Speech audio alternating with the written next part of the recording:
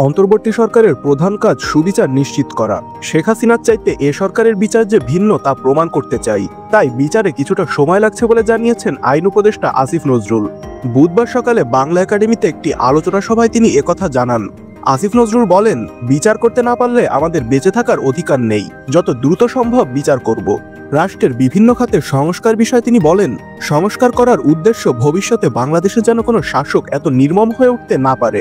আন্তর্জাতিক অপরাধ ট্রাইব্যুনালের চিফ প্রসিকিউটর তাজুল ইসলামেতে বলেন, অতীতে ট্রাইব্যুনালকে যেভাবে কলঙ্কিত করা হয়েছিল এবার যেন এমনটা না হয় সে লক্ষ্যে কাজ চলছে।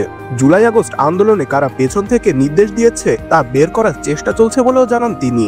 ন্যায় বিচার নিশ্চিত করা ও যথাযথ প্রক্রিয়ায় বিচার এগিয়ে নিতে কিছুটা সময় দিতে শহীদ পরিবারের কাছে অনুরোধ জানান তাজুল ইসলাম।